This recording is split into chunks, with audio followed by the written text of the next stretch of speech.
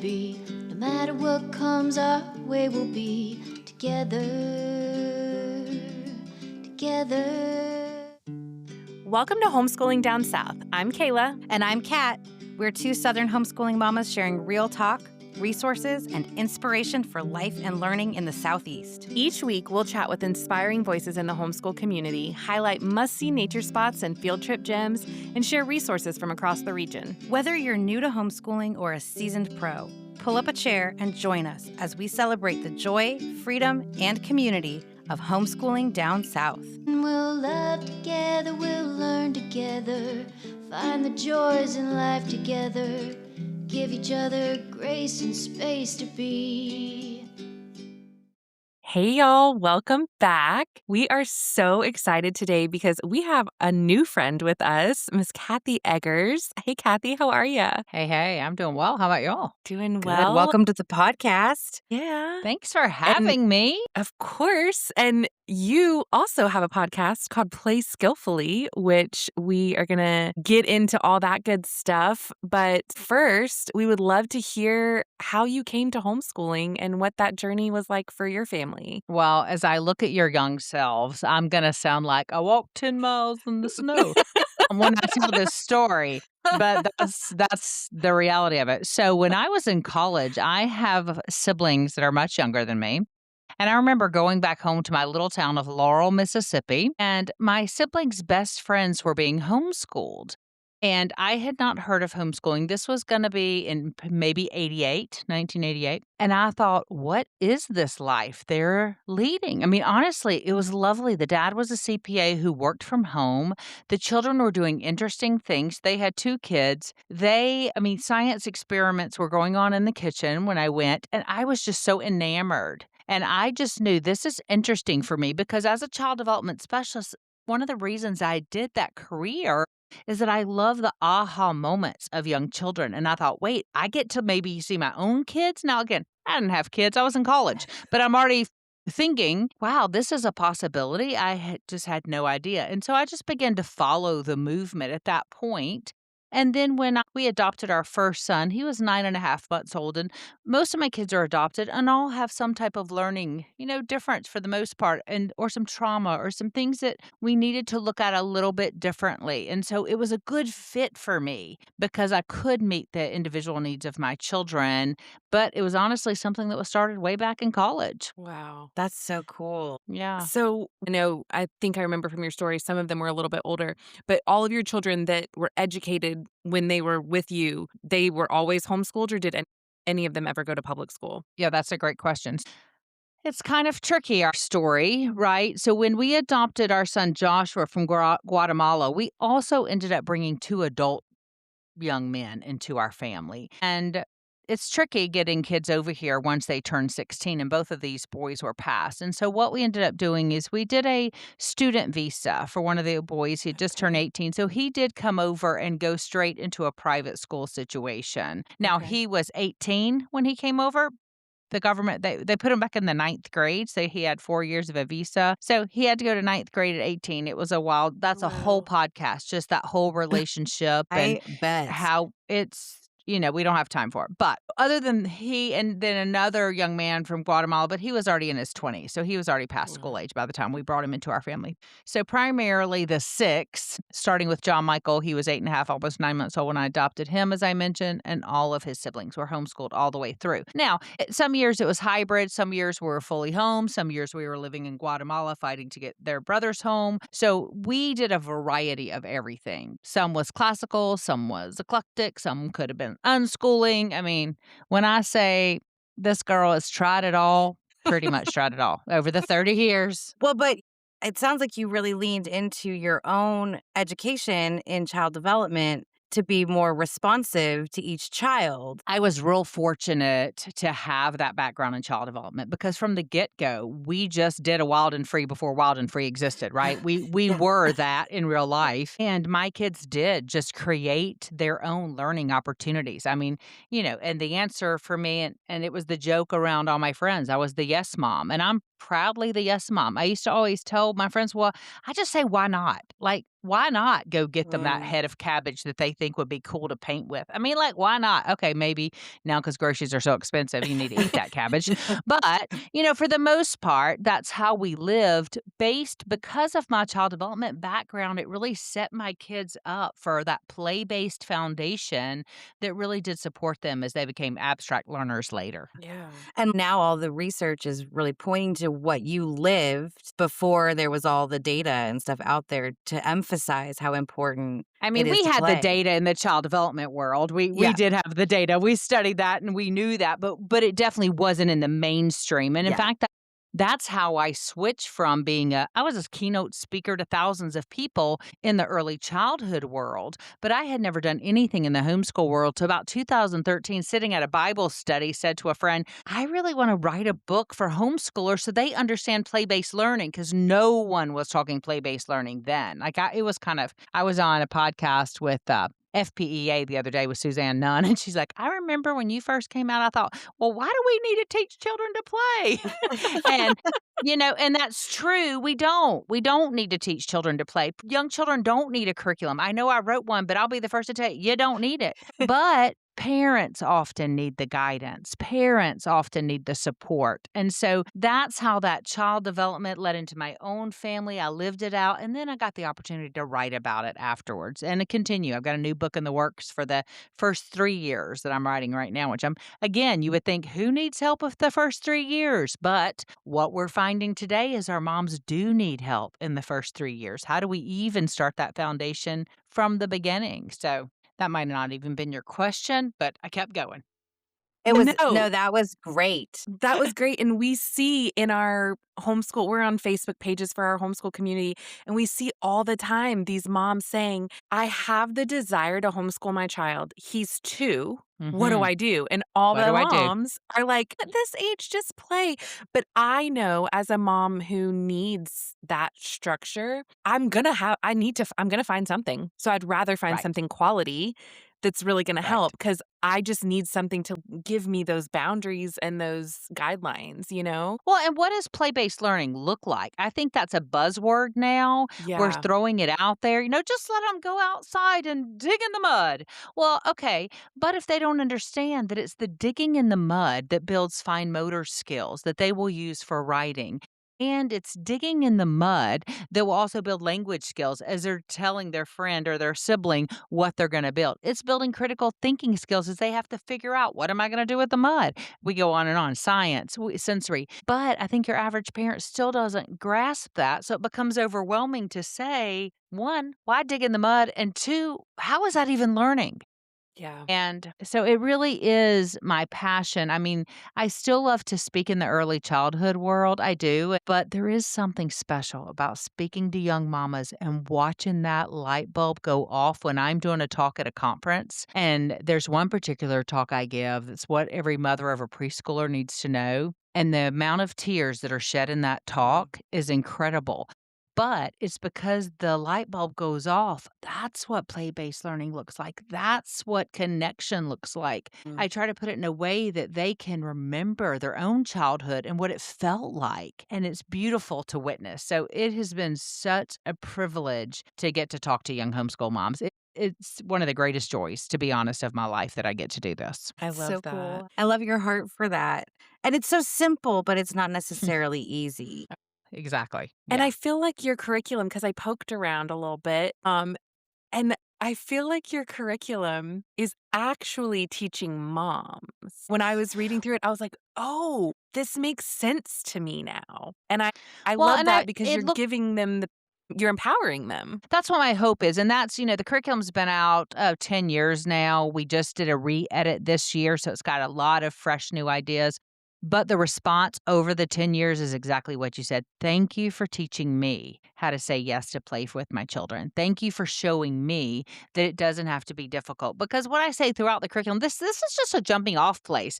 I hope you use hardly any of it, to be honest. I hope you set up these materials and then you allow your children to take those and expand and explore and discover. That's the real learning. It's not following my instructions of making fly guts, which is one of my favorite things to do with kids, is to make fly guts perfect for the spooky season. But it is the letting the kids go, well, I wonder if I added a dinosaur in there, and I wondered if I blew my nose in there, and I wonder if I took it outside and dumped it on the dog. All of those things are beautiful opportunities for learning that spark curiosity to help our kids become who they were already meant to be. Not what we think, but who they were already designed by God to be. We just get to be behind, like, kind of the support staff. And that's what I hope moms can learn from my curriculum.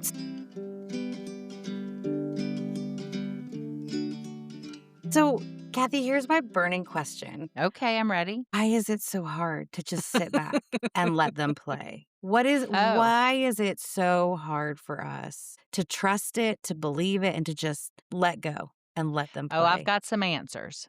I thought you Um, might.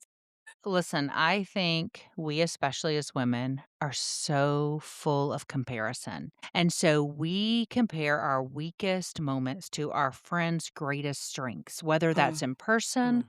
online. I mean, especially online. I get on TikTok and I'm like, dang, y'all should have written the curriculum. What am I doing over here? I mean, I'm a child development specialist, did this for 30 years, but I didn't come up with that.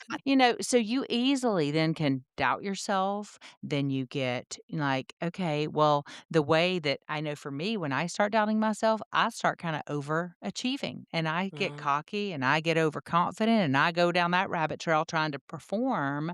And I think moms, we do the same. I mean, I remember I was speaking out in Texas and a mom came up to me and she's like, I'm new to this. I've got this 4-year old. He's not reading, but all my family's judging me. And what do I say? And now I did ask her if she wanted my Sunday school answer or if she wanted my Tuesday morning answer, and she wanted my Tuesday morning answer, and it was a So strong do one. we. Well, I didn't say the word, but I did say EFF, F them.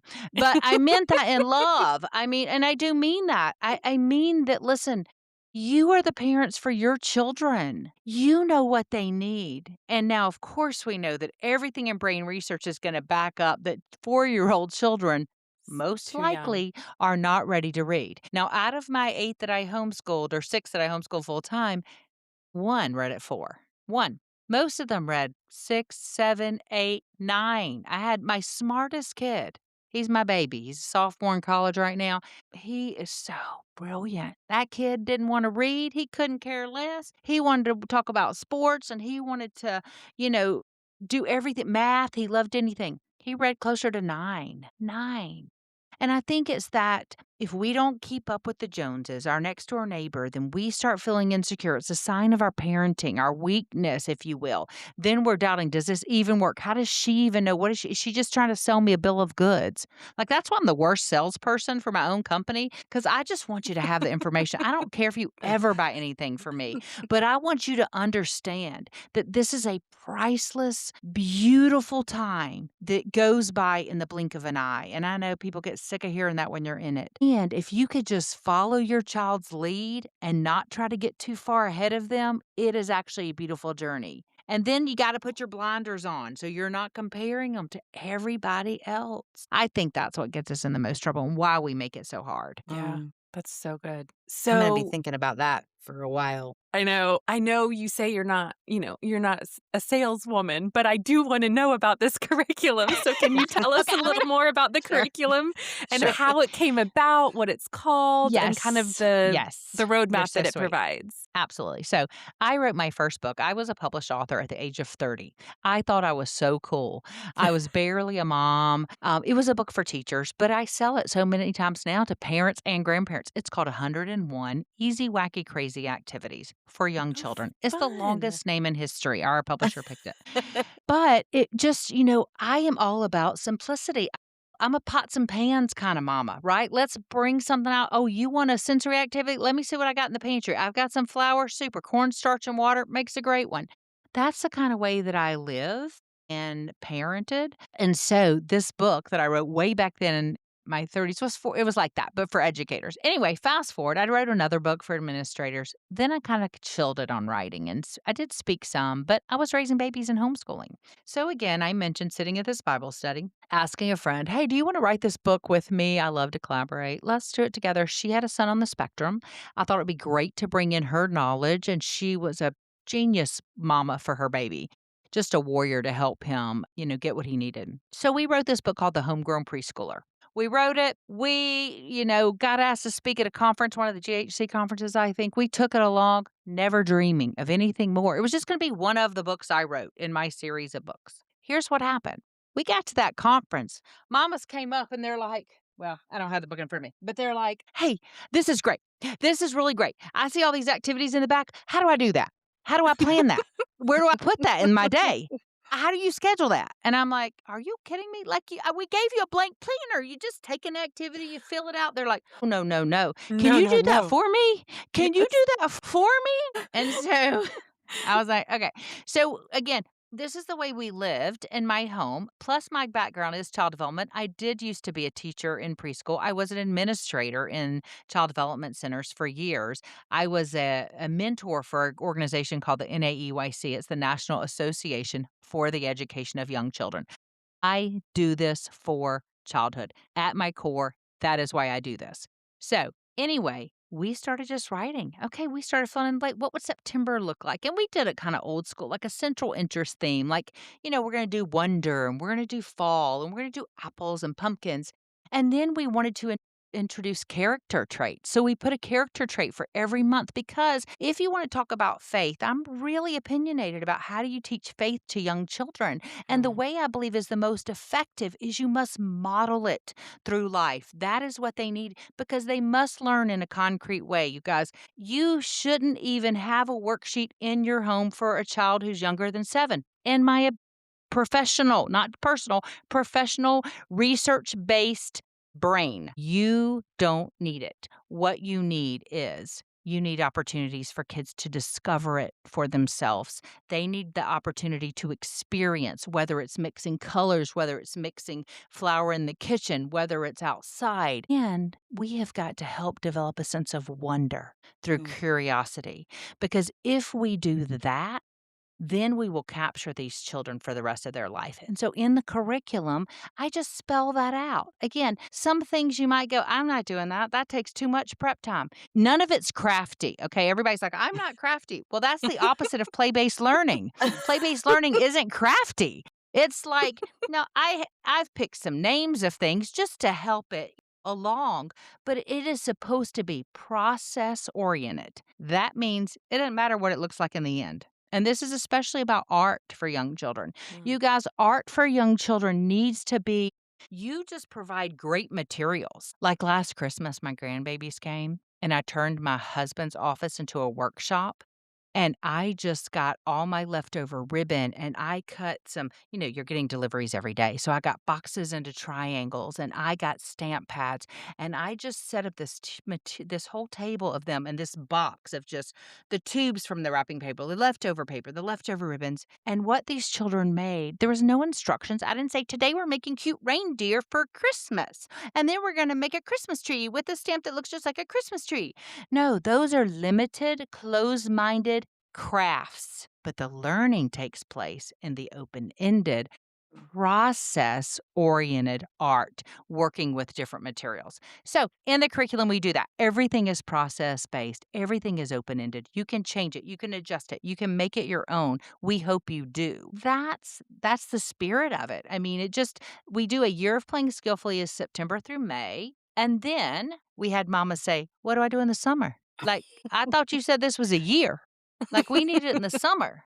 So we went back and we added a summer. So now we have a year of playing skillfully and then we have a summer of playing skillfully. You can start anytime. You can start in October because it's developmental. It's going to meet your child where they are. It's for ages 3 to 7. And what that means is this one curriculum is used over and over again. We have many families who used it for 4 to 5 years. Elsie from Wild and Free. You know Elsie, who I'm talking about? Okay, Yeah. Elsie. I remember when Elsie came to hear us talk. She had not heard play-based learning that much in her life. And I remember meeting her in Florida and she got so excited for her boys when they were little. And we have the most amazing review somewhere out on the internet from Elsie talking about our curriculum and how much it opened. And her kids are all the way through our curriculum. You'll see the summers, her boys, and half the pictures because it was fun to watch her take it and grab it, and now here she is impacting so many thousands of women, and I take a little bit of pride in that, that somewhere we nudged her along to take Yeah. that a little further. Anyway, it's a fabulous play-based guide that helps moms help their kids. Well, and how wonderful Bottom that line. it can be used for multiple years. One of the hardest parts for me at the end of the school year is like, oh, well, we're done with this now. We spent all this money on this and now we're done. And so I love that it can grow with the Exactly. family. And you can use it, makes your life so much easier. If you've got a 7-year-old and a 5-year-old and a 3-year-old, guess what? All 3 can be doing it together. Now, it will look like completely different activities for all 3 because they are developmentally different. We do a lot of writing in here, and I mean writing by we make stories because we're doing pre-writing for the most part, right? So every month I give you some writing prompts where you're going to do journaling with your children. We make books together and I kind of help you through that. I even have a video on YouTube. You can watch me make a book with my granddaughter. If you're not comfortable, how do I make a book with my child? A 3-year-old, they're going to do some simple sentences, probably telling their story. They're going to have some pictures that they maybe draw or cut out of a magazine. The 5-year-old's going to have some more details. The 7-year-old possibly could start writing some of that words and doing some inventive spelling themselves. So that same one curriculum works for all 3 children. And then the other comment I get as much as you taught me to play is your curriculum became my children's childhood memories. When they pull out an activity at a certain time of year, the kids are like, "Oh, I remember that. That's my childhood." And I mean, Aw. like, I'm talking 12-year-olds, 14-year-olds now because it's been around a while. And it is lovely to hear that it is associated with what one child is going to remember as their childhood memory. That's kind of the ultimate compliment for me. Wow. Absolutely. Yeah. And I love that because it is open ended. You were talking about you have these 3 kids at these 3 different ages, but you are only setting up the one activity because everyone's Correct. gonna take it and go in their own direction, and that is a blessing to It helps homeschool you start that mamas. slow too. It helps you take that deep breath and go, "Oh, wait." Like, if a parent comes to me when I'm speaking at a conference and maybe they're pulling their second grader out of public school and they're like, "Well, what do I do with my second grader?" Even third grader, sometimes even fourth grader, I say the same thing. Your first year, I would highly encourage you to play. Yeah. You just get back to being a family, connecting, figure out, watch your child, see what their interests really are, start following them. We used to always start every year with like dream posters with my kids, and I'd be like, "Okay, before we start, what do you want to learn about this year? Like, you pick." And it would be wild. I mean, one was obsessed with inventors, and one wanted to she wanted to be a gluten-free baker. She even named her company the Gluten-Free Chick. I love And, it. horses. We took horses and we ended up working at a horse rescue for years. And then we ended up adopting 2 horses and we're horse owners and muck stalls. Anyway, you do that for a year. You just watch your kid, you engage with your kid, you connect with your kid, and you learn together. Then the next year you can worry about it. But that first year, if you're pulling a child out of public school, you really just need to help them fall back in love with curiosity and Yeah. fall back in love with just and even recognize what their own interests are and rebuild probably some of their own heart. Because my guess is if a parent's pulling them out, there's been some crushing of spirit. So you're Mm. going to have to really work to build that up. And that's where that connection and curiosity comes from. So, anyway, I think it's just knowing our kids and being able to follow them is such a beautiful thing too on this journey. And I think that our curriculum helps set that stage, that relaxed, slow pace stage in the start. I'm really glad you brought up that idea of deschooling because I think you hear Hmm. people say, "So don't do any formal curriculum, help them deschool." But just like the mom of a toddler who's like, "Okay, just let them play, but how? What does that look like?" So your Yes, curriculum actually offers a pathway to deschooling too. That's it a does. huge gift. And and the other thing I do is I started offering mentoring sessions because I have so many moms just asking those kind of specific things. And I'm like, you know what? Let's hop on a phone call for an hour. Let Yeah. me walk you through that because depending on where their child has been, it might need to look a little differently. I love to help them tailor it for their family. If they have special needs children, if they have children like mine that had come from trauma, they might need to adjust the way their sensory is set up or the expectations they have. And so I am willing to help walk moms through that on a deeper level with the mentoring sessions. And that's been something I love to do as well. So I don't know. It's kind of what I'm meant to do, ladies. I love it.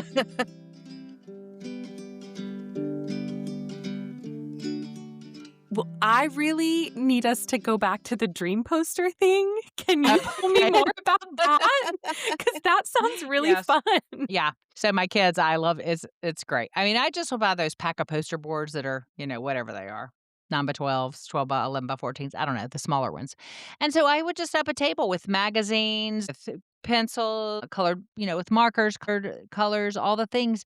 And literally, I would just ask the question, what would you like to learn about this year? What makes your heart excited? What fascinates you? Let's make a poster about it. And I would even do it. And I remember the year it was the Olympics, they all wanted to be runners.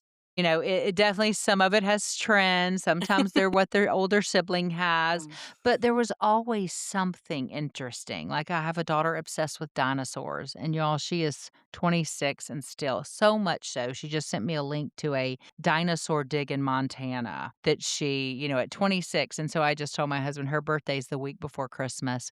And I said, oh my gosh, I should totally surprise her as a combo present this year and take my 26-year-old digging for dinosaurs. I mean, Oh this my would be the gosh. most fun So cool. to Montana. But that comes from that. And I remember that same daughter was obsessed with Japan. She still is. So I remember there was a Japanese festival in Atlanta at Gwinnett Civic Center. And I loaded her up and surprised her, and we went to this Japanese festival. So, because of those dream posters, again, you're getting information about what gets your kids excited. And so even the little ones would do it. Now theirs would be like they might like, Henry, he's the youngest, his was probably all food. He just put pictures of food because he was obsessed with eating, I have in one of his those. younger years. And so, but there was no right or wrong. It was just a way to get them excited. And then I always tried to put that into our year, whatever it was. I mean, again, Sarah got her gluten-free chick apron custom made. We like I mentioned with the horses and sports, I mean, again, back to Henry, he was such a sports fanatic that always showed up on his poster. And you know where he is today? He's a manager of a basketball team at Mississippi State. And that started, back in those dream posters, writing, seeing basketball and sports. So that's what we did. They kept it up all year. And we would refer back to it and just see, is that something we can put to our year? It worked well. What a So great way cool. to, like, help kids who maybe can't articulate to all of their Mhm. interests, but, like, that visual element, and then to give you as a mom, like, this check-in regularly. Like, have we done anything for that Yes. interest yet? There's still Well, and time. it makes the learning so much easier. Again, we get so hung up on the curriculum I buy says on Tuesday, September the 13th, we must do this. Well, again, in my business, I'm traveling at speaking most of spring. And I remember back to Henry, the youngest, he went with me to Louisiana speaking at a conference and he got to meet Benjamin Watson. I don't know if you know, Benjamin Watson played for Georgia. You're Georgia girls now, but he played for Georgia, went on to play for the Saints. He's on TV as on SEC Nation now. Anyway, he and his family homeschooling, used our curriculum, was at the conference listening to us speak. And Henry freaked out. He's probably, I'm going to say maybe 10 at this point. He couldn't believe he was meeting Ben Watson, you guys. And so we came home from that time together. And I didn't say, go get your English book and open it to page X, Y, and Z and do that assignment. I said, Henry, you better write me a story about Ben Watson and how that was. And I want you to tell me all about it. And it was a fascinating, couple of paragraphs he wrote. There was no fighting. You got to get your work done. No, your kids are still young, but as they get older, they get mouthier and they get like, I don't want to We're do it. there. I don't want to do that assignment. We're there. So, but they don't, there's none of that. If you're following those interests and Mhm. you're leading with what they are passionate about, nobody's fussing at you going, I don't want to do it. They're like, Henry's like, absolutely, I'm gone. And he wrote the most lovely couple of paragraphs. The other reason you want to do that. That's so insightful. That's really, really helpful as a mom. I also heard you say that you have people say, "Thank you for teaching me to play." Are you talking about the moms learning how to play? Can you talk a little bit about that? Like, Yeah. how do we learn how to play? Well, again, in my workshops, and I'm assuming neither of you have ever heard me speak at a conference. Mm-mm. No, but I want to. I love Right? it. Listen, even though it was funny, somebody the other day heard me and they're like, "You sound totally different." I'm like, "I do have a speaker voice. I mean, I do have a speaker voice," but it was a friend in real life. So anyway, in my speaker voice, there are lots of things I do. There's one class that I set up, and the whole class is all we do is play together. I bring in all the sensory activities. I bring in the fly guts. I bring in tongue painting. I bring in cornstarch and water. I bring in so many different hands on into my workshop. We make slime together. We do herbal Play Doh together.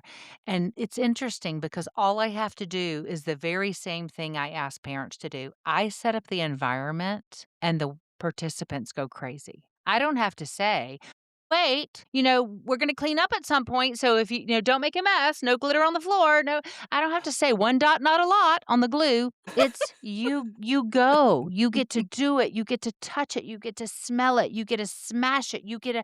And what's beautiful is the joy starts rising in the participants of this workshop. And by the end of it, the memory's there. I haven't had to do anything but just set it up and invite them in, just like I tell moms to do with their children. Your job as a facilitator, you're just setting it up and inviting them in. They will do the work, they know how to play. I also say to moms, I'm a big fan. I know Jen Hatmaker's all about her Me Camp, if you follow Jen Hatmaker at all, but I was telling mamas about Me Camp 10 years ago. One of the best things I've ever done as a mom is to take a vacation all by myself. Now, with my large family, I couldn't do it for weeks at a time. I did it for 2 days, 2 nights. I went down to the beach by myself. No agenda. I found a flea market. I walked around. I met some new people, ate by myself, read a book, sat on the beach, all by myself. No best friend, no spouse, no kids, all by myself. And while that might not seem like play, and often it's not play the first time you do it because you'll find out what I found out from talking to so many moms is they always sleep. Just about every mom tells me when I do that, the first day I just sleep. I have one mom, she went to Disney World all by herself after hearing Oh me my talk, and gosh, I she would told me love it. all about it. But she said the first day I slept. But I think even in that is teaching the rest that Mm. women need, the rest Mhm. that moms need. And then, much like the children, that's why I would do the poster too with them. What do I love? Yeah. We shouldn't lose ourselves. This should not be our identity. As much as I believe I was called to homeschool, I love it.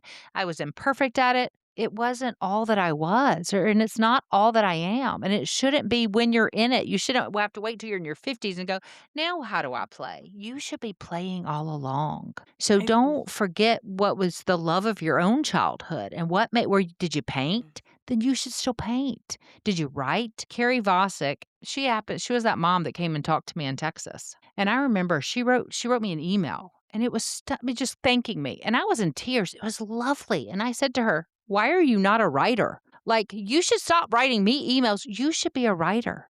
And did you know last year she published a children's book called Kisses from Space with her cousin Anna Menon, who's an astronaut, and Random House published it? It's Yes. amazing. Oh my It's amazing. gosh. We have that in us. And so that's how you get them to play. You let them start dreaming. You Yeah. let them engage in some of the playful materials, and the combination often will lead them back to things they love and hopefully encourage them to continue pursuing that, not put it on the back burner when their kids are grown. It should be Wow. both and, not either or. Yeah. Do you hear that, mamas? I I hope mean, every mama listening is like encouraged and inspired and knows that it is good for her Mm, to play still. yes, Wow. and don't we want that for our kids? We create this environment as children that we want them to play, we want them to pursue their interests. Okay, well, do we want that to stop when they become parents? No. So correct. why should it stop for us? Because again, the biggest teacher is the one you model. It is so much more valuable to children watching their parents than listening to their parents. They will learn so much more from watching the way that you talk about yourself, to your friends, to them, Mm. to your partner. That modeling and how you care for yourself. You know what? Do you love tennis? Go get on a tennis team. those and then let them support it. I remember I was in a phase, it was a short phase where I like to run, and I was doing a half marathon, and I remember I hurt my knee about, I don't remember what mile in, but so I was kinda late in the game arriving to the finish line, but all my kids were there, and they were so excited with their signs cheering me on, and what I thought was, I just modeled for them so many things. I was in so much pain, but I kept going, and I got to the end, and they got to witness their mom being dedicated and determined, and isn't that what we want for our kids? But if we're not doing it, if all we're doing is being the martyr, we're the martyr, we're the homeschool mom, we gotta slave here for them, we gotta just then they're not gonna see any of that strength in us, and we should show them our strength. That's beautiful and so important. Yeah, it is.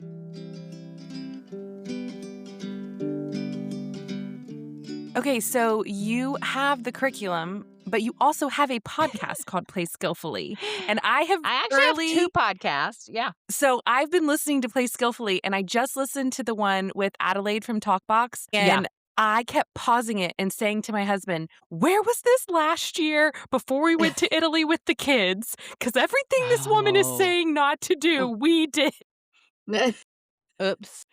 Big oops. Yeah. I can testify Oops. to everything she's saying, because if we'd have done it the way she's saying it, we would have had a much smoother trip. Man, Adelaide is amazing the way she travels with her kids. She does, and they do it all on the dime. Like, she has a whole little PowerPoint where she'll teach you how to save your money and get there for on miles, and I sit there going, "Oh my goodness." I'm in awe of her. And her Talkbox program is so Oh, yeah. cool. Yeah, I do have 2 podcasts. I have the Play Skillfully podcast, and I also have a podcast called Gray Roots. And Gray Roots I co-host with 2 of my besties, and the reason I mention that is because it's all about the mother-in-law, daughter-in-law relationship. I think that's something we want to encourage, trying to restore those relationships. They're really broken in our culture today, and we sit as mother-in-laws who were daughters-in-law, so we're trying to encourage that, to root for we see it from the younger mom's perspective, but we also aren't too far from our boomer grandmamas, and we see it. And we're all grandmothers as well, but we're on the younger end of the grandmothers. So we really are proud of that podcast too. So if you just really like my voice and think it sounds like Delilah, then you should listen to both, Play Skillfully and Grey Roots. So which one came first?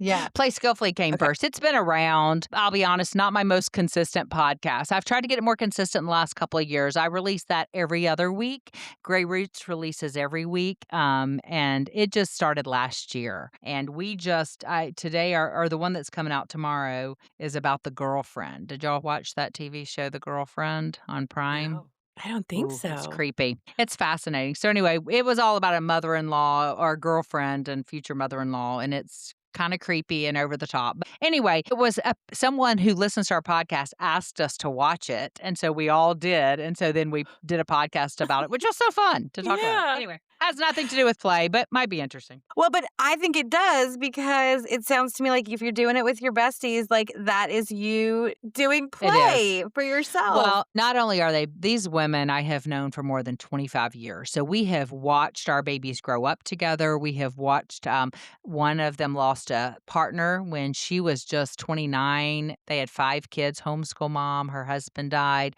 I lost a son. We've walked each other through these seasons of life. And there is something about the longevity of that, of having friendships. And that's the other thing I would say, not only play, but you find your tribe in this world of homeschooling. You get your women and you love on them well, and you guys support each other through thick and thin. And we've changed, and sometimes we're close and sometimes we're not, but here we are more than 25 years later starting a podcast together. You just never know what God has for you, and that tribe is so important as a homeschool mom too.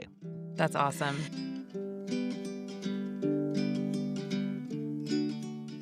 So, Kathy, we love to celebrate the wins around here. We think that we need more of that. And so we would love it if you could share a win with us. It can be from anything. It can be from your own homeschool. It can be from Play Skillfully and all of the work that you've done with mamas, mentoring them and speaking to them. Any kind of win that you want to share with us so we can celebrate it with you. You know what? Here's my greatest win is that I homeschooled for just about 30 years. My oldest is 41.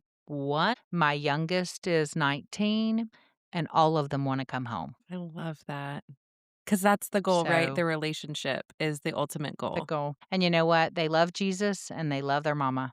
And so for me, we had a successful homeschool. Yes. Really. So Absolutely. it is such a joy that they get excited. I was just in Mississippi seeing my youngest 3 live in Starkville there, and they're the cutest things, even though they're all adults. Mama, I love it when you're here. Can you make me a breakfast egg sandwich? Mama, can I give you my order? I love it when you're here. Can you make us chili? Mama, can you and y'all, when the house is quiet, just to get a little bit of that back, I was running around crazy, exhausted, probably why I didn't feel well today. I wouldn't change it for the world. It is Yeah. by far my greatest win, is that my babies wanna come home still. That's That's awesome. the So, dream. Yeah. yeah, Yeah, thanks for celebrating that. they say, you only Absolutely. have 18 years or whatever with your kids, and I'm like, "Well, I don't know where my mama went wrong, but I'm 37 and she can't get rid of me." So, I love that. I know. No, it is just so different, right? It is so different as they fly, and it's beautiful to watch, but there is a little gut punch oh, of sitting here on Valentine's Day. That was my saddest because I did a Valentine's table for how many years? Almost 30 years, a Valentine's table, and this year I didn't, and it was heartbreaking to sit and look at my table and drink my coffee in peace and quiet, which I longed for, and now that I have it, I'm like, so treasure it. I know people say it and it's hard to believe, but you do miss it. You yeah. do miss it when it's gone. Well, and we are celebrating with you that they Thank wanna come you. home and that Yes. they love home and they love their moment. That's amazing. We're so happy. Yes. Yeah, I'm their biggest fan. So, Kathy, where can people find you on social media and how can they find your curriculum? Because I highly recommend everyone check out your social media. I am thoroughly enjoying Thank it. you. Oh, you're Yes. so sweet. So pretty much on every platform, it's Play Skillfully with Kathy Eggers. I think on TikTok, it's just Play Skillfully. And then my website is kathyeggers.com, and it's egg just like it sounds, Eggers. So kathyeggers.com. You can buy the curriculum just about anywhere from Amazon to Walmart to Christian Book to Rainbow Resources to Classical Academic Press to my website. Now, if you order it from me, you do get a little happy and maybe a handwritten note because I love that stuff. So that's the only difference. But everybody has it. I mean, it's out there. And the podcast, again, are Play Skillfully and Gray Roots. I love So you that. can find me all over the place. And I'll be speaking. I'm back to conventions this year too. So I know I'm doing like Florida. No, not Florida. Oops, sorry. North Carolina beat me to it. I had to tell Florida no. But I'm doing North Carolina and I'm doing Virginia and I'm doing Atlanta in July and I'm doing Louisiana. So anyway, a lot. I'm back to about 15 conferences this year back on the road. We're doing I Atlanta am. too in July. Yay! Oh, how fabulous. Well, So good. We'll have to get exciting. together. Yes. Yes. That's so I fun. love that.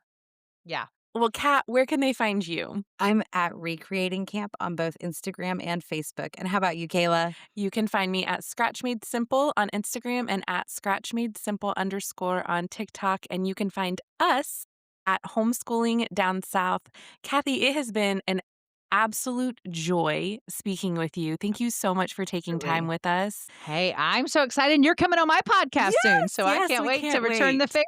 We can chat about all you're doing. I can't wait to hear all about it. Well, Thanks for folks, having me. if you enjoyed today's episode, we would love it if you would give us a 5-star rating and review wherever you're listening. If you have someone that is doing really cool things in the homeschool community that we should talk to, you can email us at hello@homeschoolingdownsouth.com, and we would love to chat with them.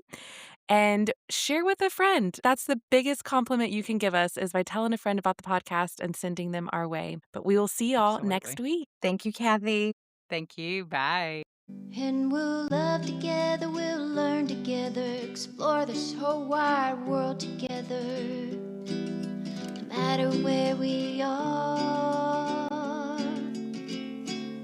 I have you, you have me, and today that's all we need.